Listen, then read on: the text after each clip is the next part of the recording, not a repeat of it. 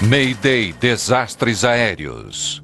Essa é uma história real, baseada em relatórios oficiais e entrevistas com pessoas envolvidas. Sem controle. Nimitz Hill, Guam. Outrora o local de violentas ofensivas americanas durante a Segunda Guerra Mundial. Por mais de 50 anos, tem sido um lugar de paz.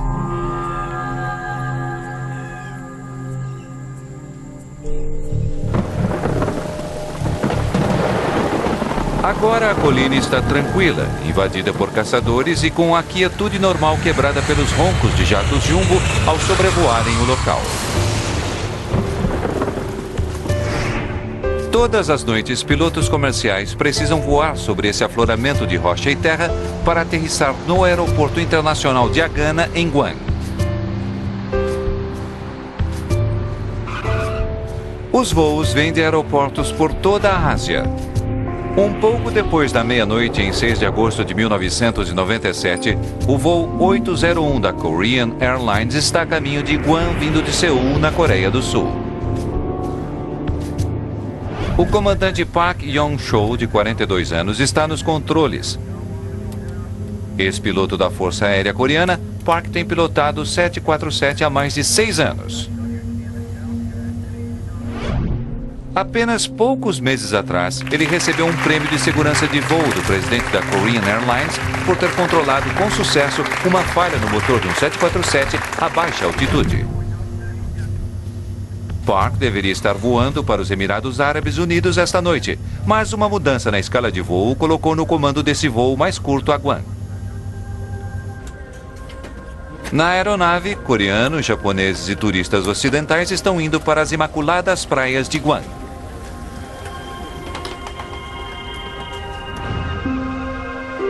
Guam é território norte-americano, regido pelas leis dos Estados Unidos. A ilha é minúscula, tem pouco menos de 600 quilômetros quadrados, mas a areia é suficiente para fazer com que as pessoas venham para cá. Sean Burke, de 24 anos, e sua namorada Wendy Button estão planejando aproveitar ao máximo as praias de Guam.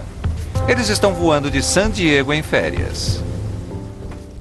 Sean e Wendy estavam indo para Guam para fazer um pouco de scuba diving, reef diving e, ao mesmo tempo, visitar o irmão dela, que estava na Marinha lá. Ele era médico da Marinha. O voo 801 está levando Barry Small de volta ao trabalho. Ele está retornando a Guam, vindo da Nova Zelândia para um outro contrato de 6 meses como piloto de helicóptero. Mas ele está indo com um peso no coração. Na noite anterior à minha saída, meu pai teve um ataque do coração e eu tive que fazer ressuscitação cardiopulmonar. E resolvi cancelar o contrato para poder ajudá-lo. Mas ele insistiu muito, dizendo que eu devia continuar com meu emprego. O voo está ainda a algumas horas de Guam, quando a noite calma é violentamente interrompida.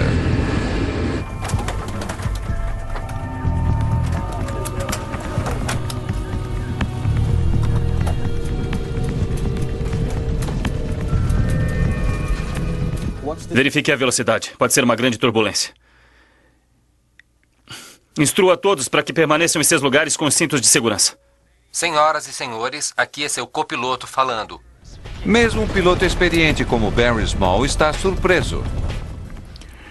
Não houve nenhum aviso dessa turbulência e quem quer que estivesse sem o cinto estaria sem dúvida voando fora da sua poltrona. Os armários estavam chacoalhando e qualquer coisa que estivesse naqueles armários corria o risco de se quebrar. Foi um tremor horrível.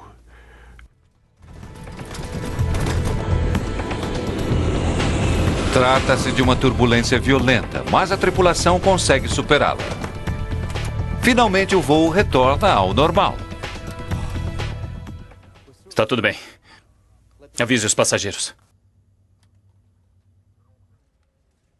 Senhoras e senhores, aqui é seu copiloto falando.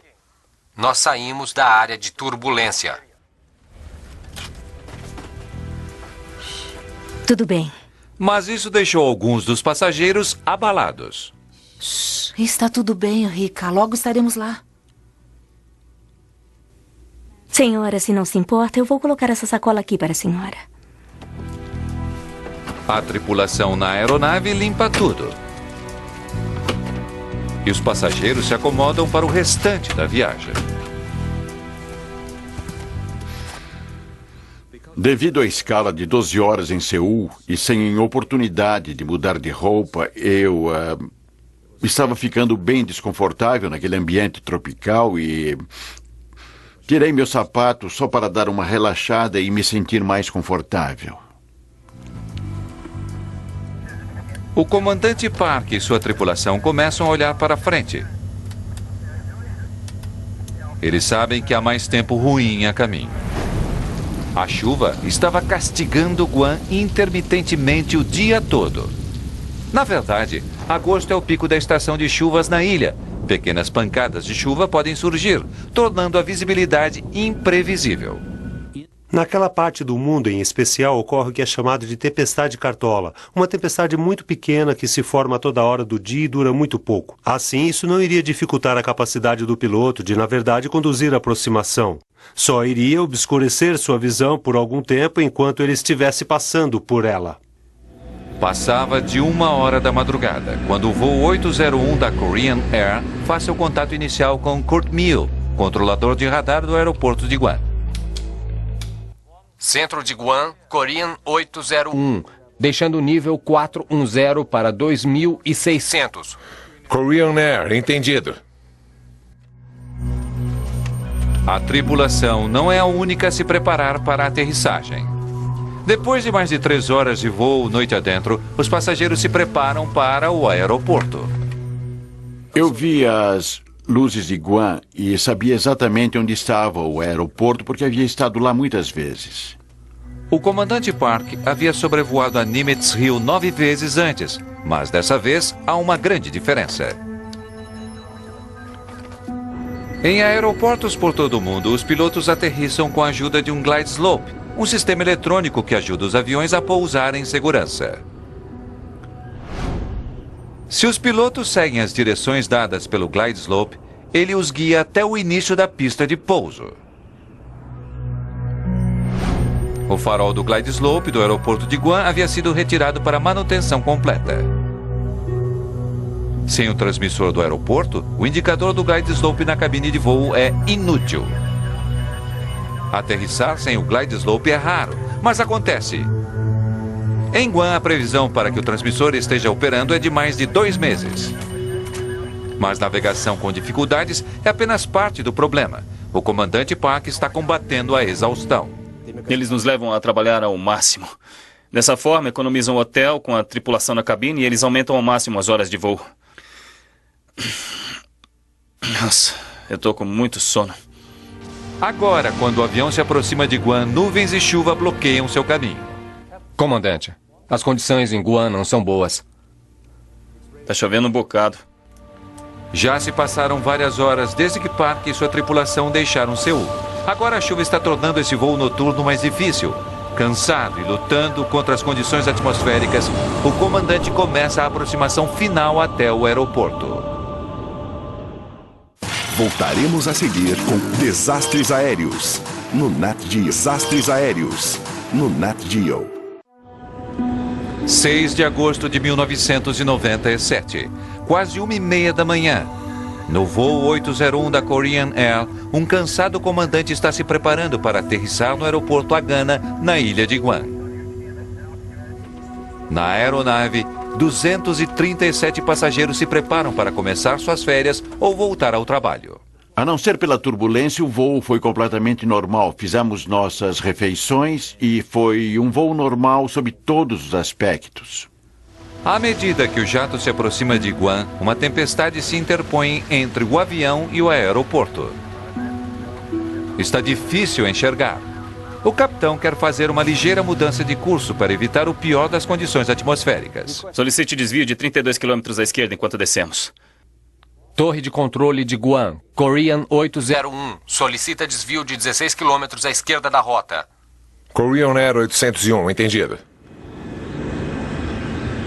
Desviando-se ao redor da cobertura de nuvens, o comandante Park se esforça para conseguir uma visão clara de sua aproximação. E finalmente ele vê o que estava procurando. É Guan. Guan. Ótimo. Hoje o radar do tempo nos ajudou bastante. Korean Air 801 liberado para aproximação. Pista de pouso 6 esquerda.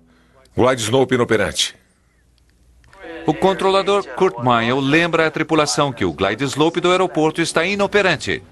Ele normalmente os auxiliaria a encontrar a pista, mas como está em reparos, não está enviando quaisquer sinais. E então, com a tripulação no meio de sua sequência de aterrissagem, uma coisa inesperada acontece. O glide slope parece voltar a operar. É o glide slope funcionando? É o glide slope. Sim. Sim, está funcionando. Por que está funcionando?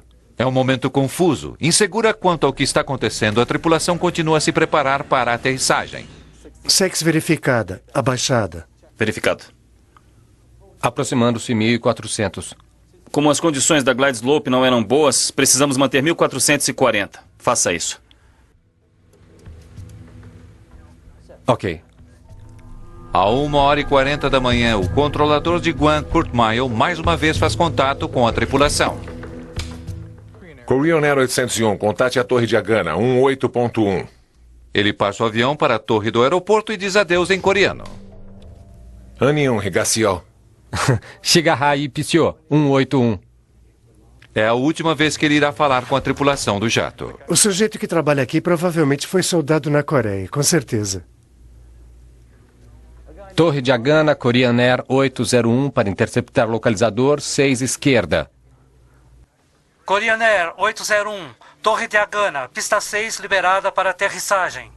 Korean 801, entendido, liberado para aterrissagem 6 esquerda. Flaps 30. Flaps 30. Enquanto o avião desce, nuvens e chuva se aproximam. Eles perdem contato visual com o aeroporto. Olhe com atenção. Senhoras e senhores, estamos nos preparando para aterrissar no Aeroporto Internacional de Agana, em Guam. Por favor, voltem o encosto de suas poltronas para a posição vertical, apertem seus cintos e preparem-se para a aterrissagem. Ativar 170 metros. Ativado. À medida que o avião se aproxima do solo, a tripulação espera ver o aeroporto a qualquer momento, mas a chuva dificulta a visibilidade.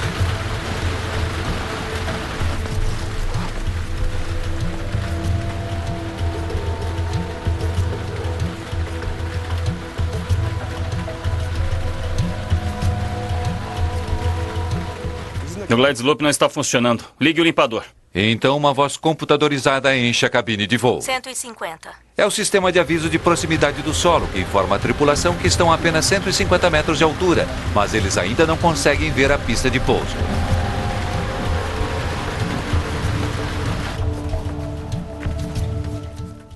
Eu já fiz esse voo antes, muitas e muitas vezes. E quando eu calculei que estávamos a cerca de 30 segundos da aterrissagem, eu me abaixei e calcei os sapatos. 60. O avião está agora a apenas 60 metros acima do solo, mas ainda assim a tripulação não consegue ver a pista. O tempo está rapidamente se esgotando. Vamos fazer uma aproximação perdida. Não está à vista. Não está à vista. Aproximação perdida. Dê a volta. Dê a volta. Flaps.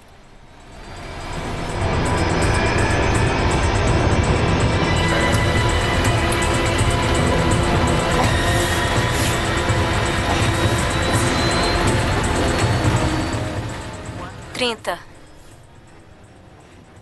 15.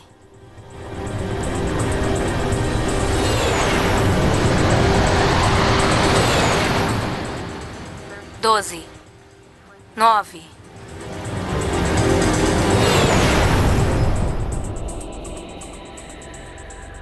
Eu não fazia ideia, pensava que ainda fosse apenas uma aterrissagem normal. E a aeronave continuava.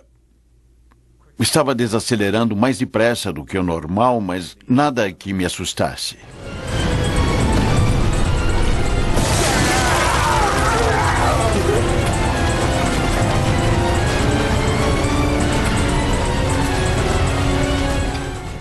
E então as coisas começaram a ficar muito sérias. A aeronave estava começando a se partir.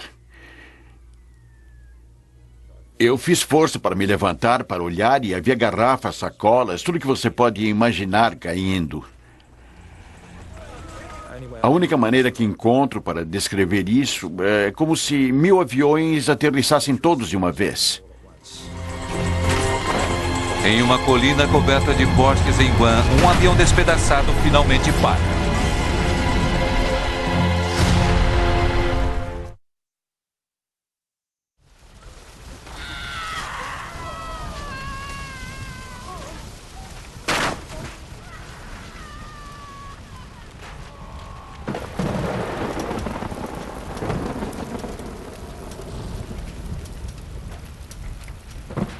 Eu estava com muito medo de soltar meu cinto de segurança naquele momento, porque estava esperando por um outro sobressalto sobre uma outra ravina ou o que quer que fosse acontecer em seguida.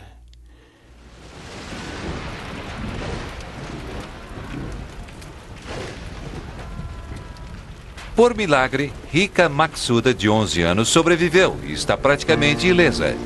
Mas a mãe está presa e ferida.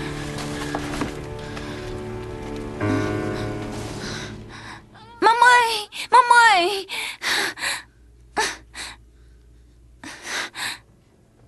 Socorro!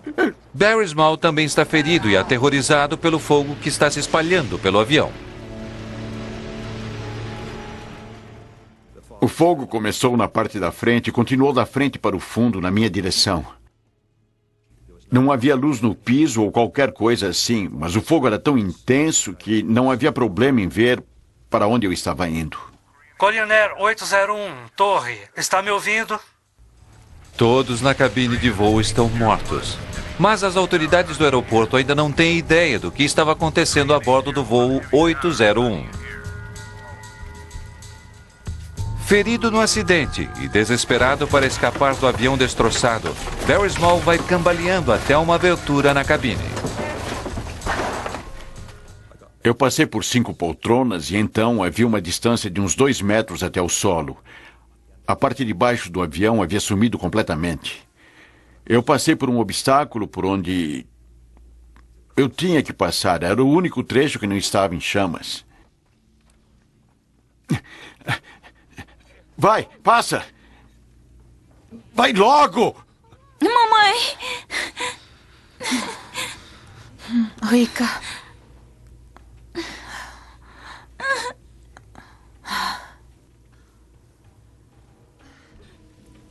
Vá. Vá agora. Saia daqui. Vá. Não. Saia daqui. Você precisa sair. Saia daqui. Por favor, saia. Saia.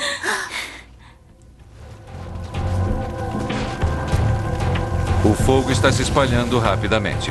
Enquanto os passageiros se esforçam para sair dali, as equipes de resgate nem ao menos sabem que o avião caiu.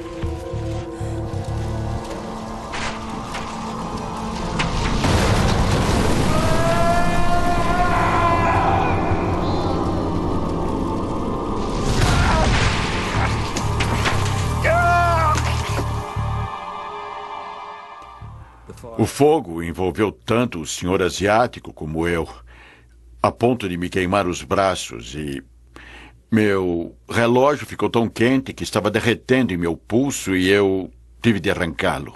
Minutos antes, Kurt Meyer havia passado o jato de passageiros para os controladores da torre local. Agora ele fica sabendo que ele ainda não havia aterrissado. Aproximação a Gana. O Korean Air voltou a falar? Não. Eu o havia liberado e não sei onde ele está. Não aterrissou? Negativo. Meu Deus. Em minutos, o chefe dos bombeiros de Guam, Chuck Sanchez, está a caminho. Eu pensava, meu Deus, o 747 onde será que está? Está na ilha, está no mar? Qual o nosso plano aqui?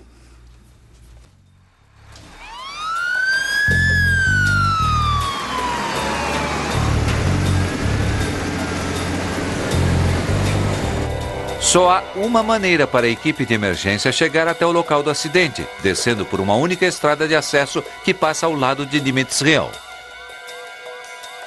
Enquanto correm para o local do acidente, a equipe de resgate descobre um enorme obstáculo.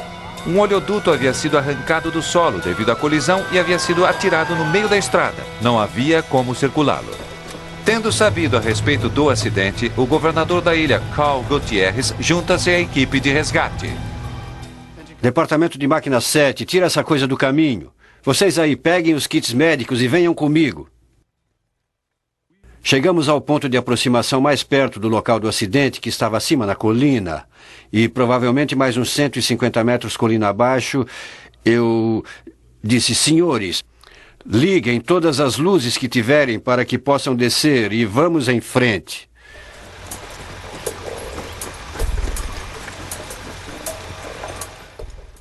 Começamos a correr ouvindo os gritos, o que podia nos orientar, pois não havia nada, apenas vegetação na lateral da estrada. Em um determinado momento eu o fiz parar. Eu disse: senhor governador, preciso que o senhor tome algumas decisões importantes nesta operação e eu não acho que o senhor deva ir mais adiante. Gostaria que o senhor ficasse deste lado. Não quero que o senhor fique ferido. Deixe fazermos o serviço. E ele disse: não, eu quero ajudar vocês. No local do acidente, as chamas estão devorando os destroços. Impedido pela perna quebrada, tudo o que Small pode fazer é olhar, enquanto as pessoas gritam por socorro. Eu fiquei naquela ribanceira a noite toda. Durante esse tempo, ouvia pessoas chamando em línguas estrangeiras que de início me pareciam bem firmes, pedindo socorro, e depois se transformando em gritos à medida que o fogo ficava mais forte e... Depois de algum tempo, o fogo ficou ainda pior e os gritos cessaram completamente. Finalmente, quase uma hora após o acidente, a equipe de Sanches chega ao local. Eu os dividi em 2 grupos de busca e resgate. Preciso que metade de vocês comece do fim da cauda e preciso que a outra metade comece da parte da frente desse avião. E a gente se encontra no meio. Vamos fazer tudo o que pudermos para ajudar os sobreviventes. Mamãe! O governador de Guam, Carl Gutierrez, vê Rika Matsuda sozinha, chamando pela mãe.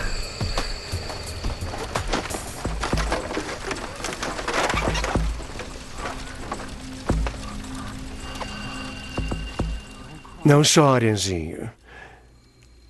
Tudo vai ficar bem.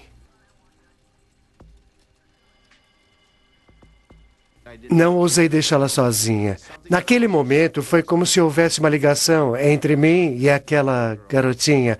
E descobri mais tarde que ela tinha 11 anos, mas parecia ter menos.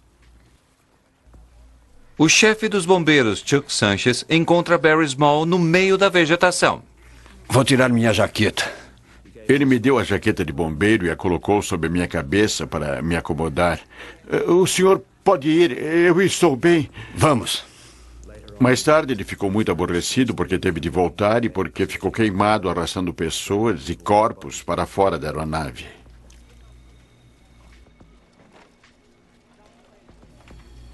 Estávamos cortando árvores para usar como talas. Estávamos tirando nossos equipamentos de proteção para cobrir os sobreviventes.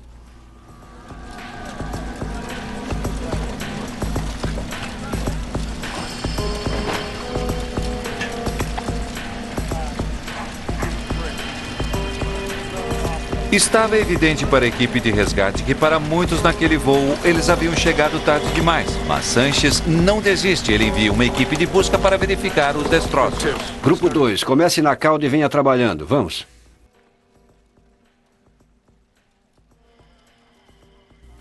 O que eu vi foi uma enorme explosão bem onde eles estavam.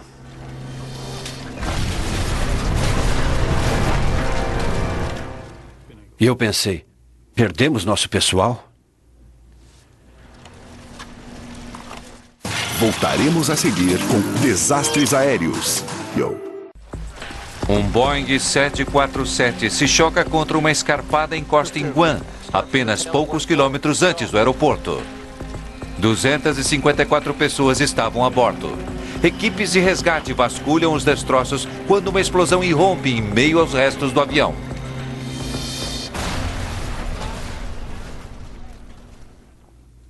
Não havia nenhum radiotransmissor, perdemos todo o nosso contato.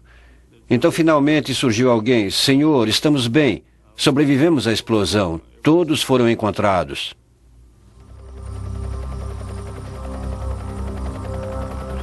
Foi só ao amanhecer que a equipe de resgate finalmente pode ver a extensão dos danos.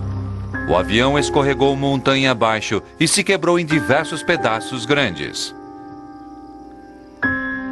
Apenas 26 pessoas sobreviveram ao desastre.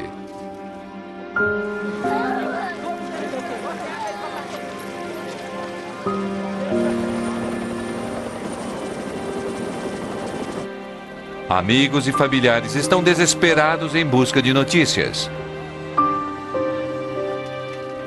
Muitos corpos estão seriamente queimados.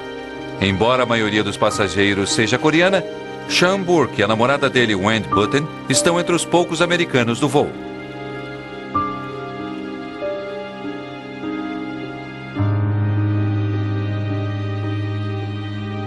A milhares de quilômetros dali, as notícias acerca do acidente chegam aos pais de Sean.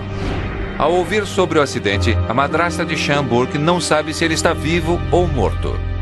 Ele poderia ter sido queimado no acidente, poderia estar inconsciente em um hospital local e só queríamos ir até lá e trazê-lo de volta. Isso não saía da nossa cabeça que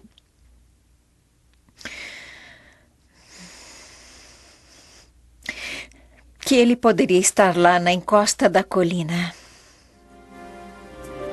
Como Guam é território americano, a responsabilidade pela investigação do acidente está a cargo da Junta Nacional de Segurança em Transportes. Greg Fife é o chefe das investigações. Ao chegar ao local, há mais que se ater, além da grande quantidade de mortos. Familiares em luto estão no local, tornando o trabalho de investigação especialmente difícil.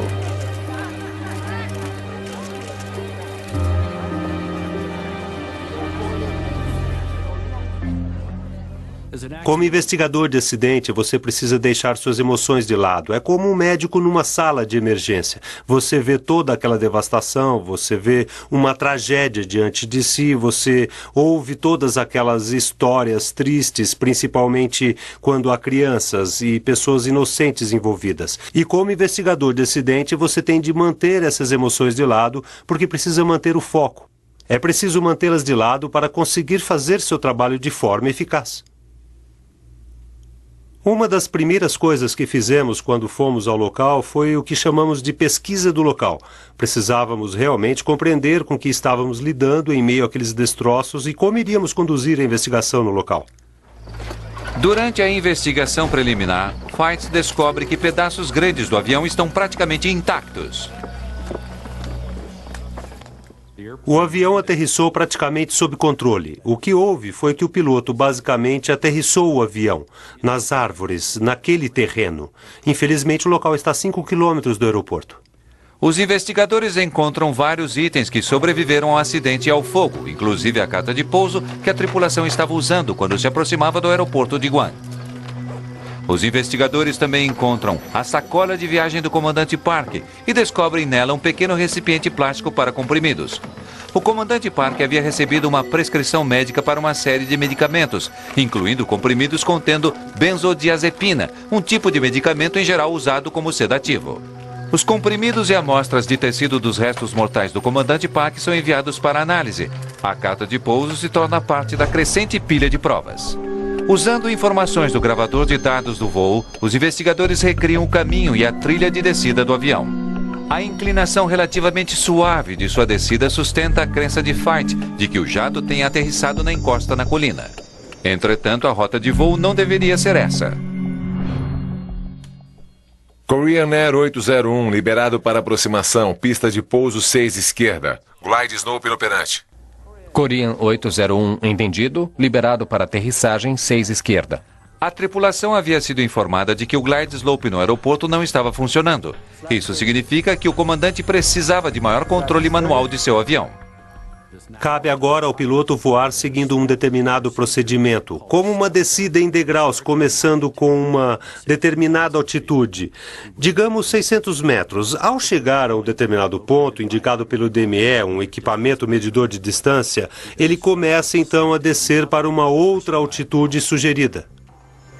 Se a tripulação estava seguindo os procedimentos de descida em degraus, sua rota de voo teria se parecido com um lance de escadas. Mas depois do primeiro degrau, o avião entra em uma longa e lenta descida. Se você não atinge aqueles degraus que o levam para baixo, e aquelas altitudes são indicadas para lhe dar um terreno livre, se não voar conforme o descrito no quadro de aproximação, você corre o risco de voar rumo a um obstáculo ou a um terreno elevado. As gravações de voz da cabine do piloto também foram recuperadas entre os destroços. Fight e sua equipe começam as análises, esperando compreender melhor o que aconteceu na cabine. Uma informação-chave foi descobrir que a tripulação parecia estar cansada. Nossa, eu tô com muito sono. Aquele era um voo fretado, o que os colocava no que chamamos de voar contra o relógio, ou seja, normalmente eles voariam durante o dia, agora eles estão voando à noite. E como é de se esperar, seu corpo lhe diz que você deve dormir quando está escuro lá fora. Os sedativos podem ter agravado uma situação já difícil, mas os resultados das análises do laboratório são conclusivos. Embora tivesse os comprimidos com ele, o comandante não tem qualquer sinal deles em seu organismo. Quando Greg Fife, o chefe das investigações, se volta mais uma vez ao gravador de voz da cabine, ele se concentra na discussão do comandante acerca do glide slope. É o glide slope funcionando? É o glide slope. Sim. Sim, está funcionando. Por que está funcionando?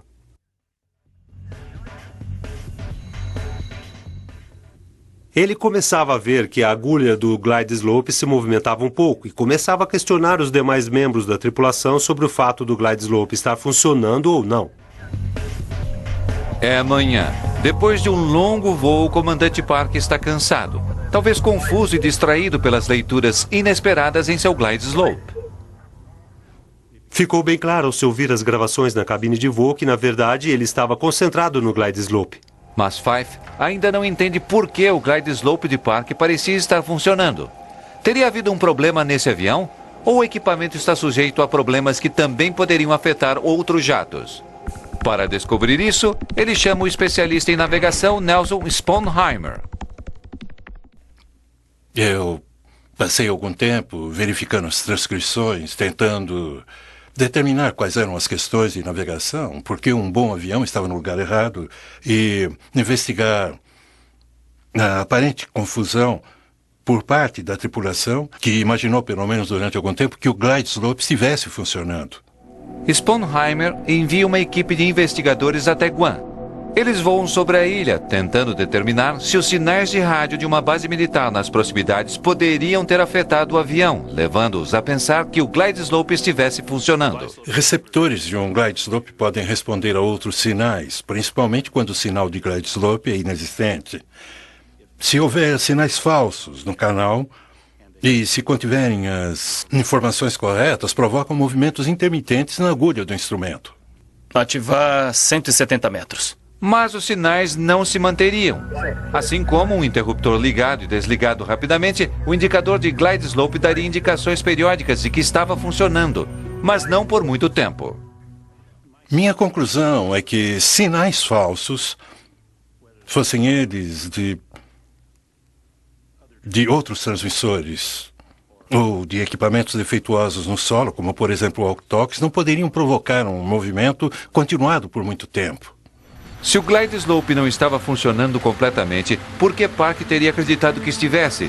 E ainda assim, por que ele teria se chocado contra Nimitz Hill? O glide slope não está funcionando. Ligue o limpador. Enquanto os investigadores continuam tentando analisar as causas do acidente, Barry Small tenta compreender por que ele e outras 25 pessoas sobreviveram. Eu fui pegar meus sapatos, nós batemos no solo e, acidentalmente, eu estava na posição perfeita de impacto, como que por milagre. Engenheiro aprendiz e piloto de helicóptero, Small entende de aviões. Tenho certeza de que há algumas mudanças que poderiam ser feitas na aeronave. Small acredita que o projeto das barras que unem as poltronas nas aeronaves o levou a quebrar uma perna. Por sorte, a outra perna se salvou. Minha perna direita foi para frente e se chocou contra a barra à frente da poltrona e se quebrou. Minha perna esquerda foi salva pela minha mala, que impediu minha perna de ir contra aquela barra. Ainda podendo andar com sua única perna boa, Small escapa enquanto outros continuam presos dentro do avião.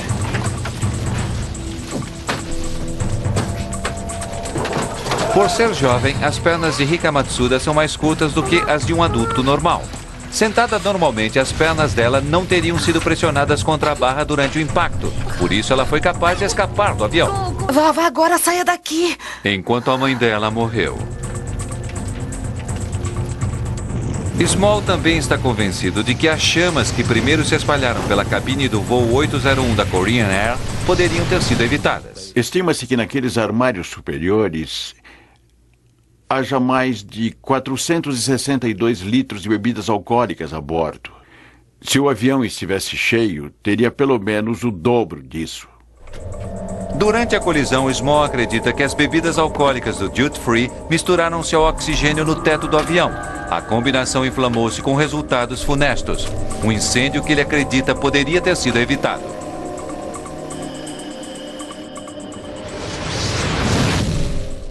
Por que correr esse risco? Álcool e oxigênio. Eu pensava, sabe, para a aeronave é uma questão de segurança e isso é simplesmente uma flagrante infração das regras de segurança. Enquanto continua a se recuperar do acidente, Small está decidido a evitar que o que aconteceu a ele aconteça a outras pessoas. Ele resolveu insistir em mudanças quanto ao projeto das poltronas e à maneira como as bebidas alcoólicas são guardadas no avião. Para Greg Feit, investigador da NTSB, a maior pergunta ainda permanece sem resposta. Como um piloto experiente, recentemente homenageado por sua empresa pelo seu procedimento em questões de segurança, acidenta seu avião faltando 5 quilômetros para o aeroporto. Prosseguindo com a investigação, ele descobre que a carta de pouso que a tripulação utilizava era de mais de 6 meses atrás e desatualizada. Uma indicação de que a tripulação poderia estar melhor preparada para a aterrissagem.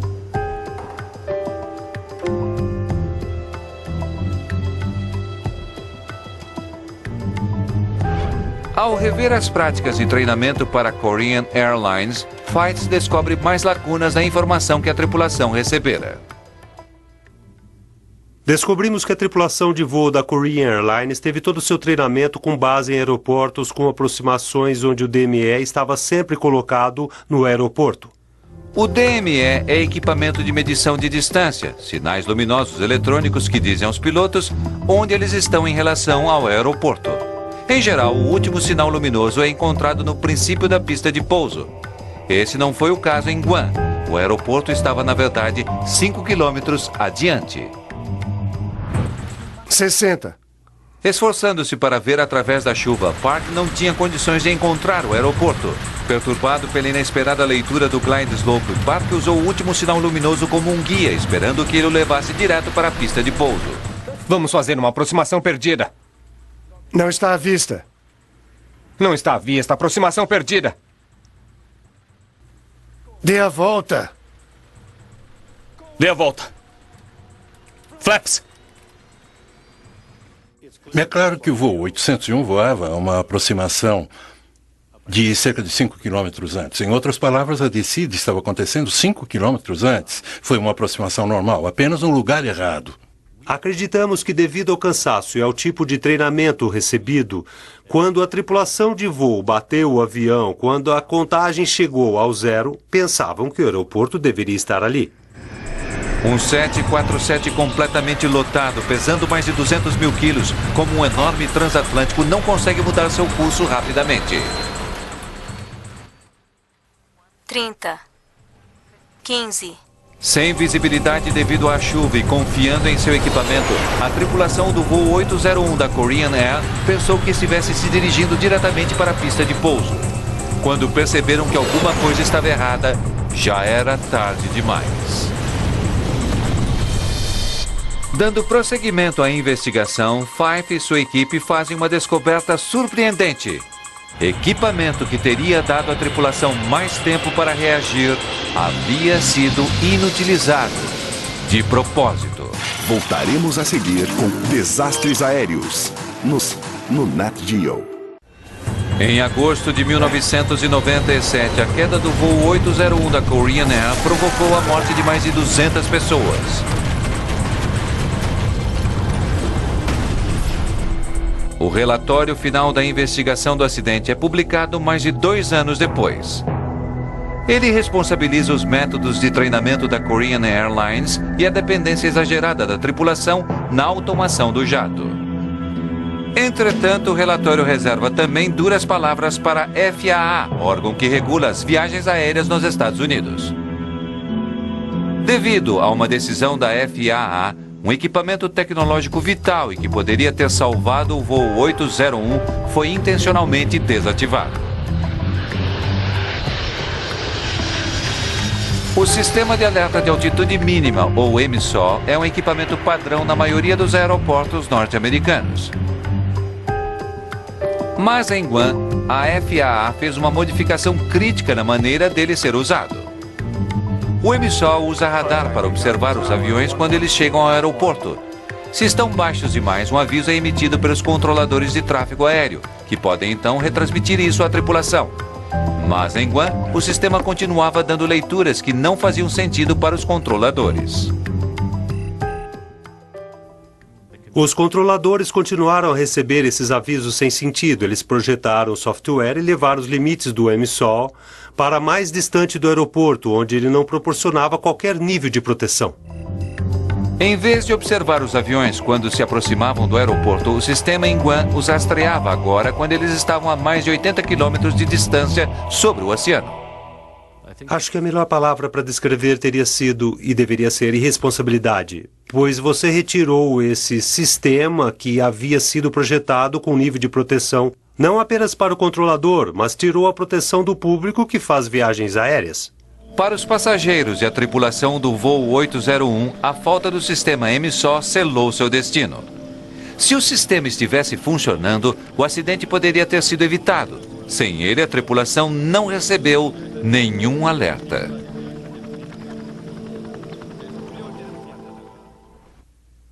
Os 2 pilotos não queriam morrer, eles tinham família. Ninguém queria morrer. Nós não os culpamos. Eu acho que ninguém queria estar naquela situação. Foi só uma coisa que aconteceu. Para Barry Small, os anos após o acidente do voo 801 têm sido emotivos e frustrantes.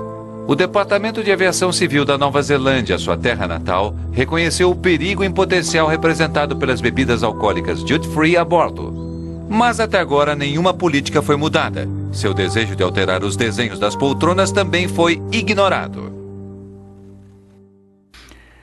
Demos alguns passos para levar adiante essa ideia e, na maioria dos casos, ela é recebida com entusiasmo, mas sempre acaba no cesto de lixo. E quando falo sobre o desenho da poltrona, as pessoas ouvem, mas não querem saber disso. Sean Burke nunca foi oficialmente identificado como uma vítima do voo 801. Wendy Bunten foi identificada positivamente, mas as amostras de DNA provaram apenas que um homem branco estava no avião perto dela. Bel e eu nunca perdemos a esperança de que Bill tivesse sobrevivido ao acidente, mesmo depois de termos voltado para casa durante 1 ano ou 2. Todas as vezes que o telefone tocava ou que alguém batia à porta, esperávamos uma mensagem no telefone dizendo: "Oi, papai, aqui é seu filho Sean." Em uma ocasião, vários anos após o acidente, Barry Small teve a oportunidade de dar a Cat Burke e ao marido algum sentido de determinação e uma imagem duradoura de seu filho. Quando o encontramos, ele queria nos dizer que, na parada de 12 horas em Seul, ele estava andando por ali e acabou ouvindo duas pessoas falando em inglês. E ele disse que estavam tão apaixonados que ele não quis interromper a conversa deles. Para o pai de Sean, a profunda tristeza pelo acidente nunca irá embora totalmente. Para mim, a dor pela perda de Sean nunca termina. Não melhorou e nem piorou. É apenas mais um dia. Para todos os outros, já se foi. Eu espero que as pessoas sigam em frente. Mas eu ficarei assim até o dia em que esteja com ele novamente.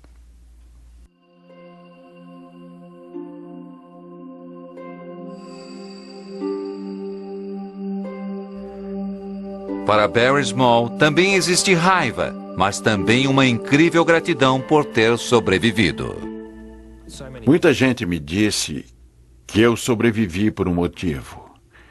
Eu tenho procurado esse motivo já há 9 anos e eu sinceramente acredito que se alguém ouvisse minha história a respeito do oxigênio e das bebidas alcoólicas e a melhoria das poltronas, eu poderei justificar em minha mente que não preciso me sentir culpado por ter sobrevivido.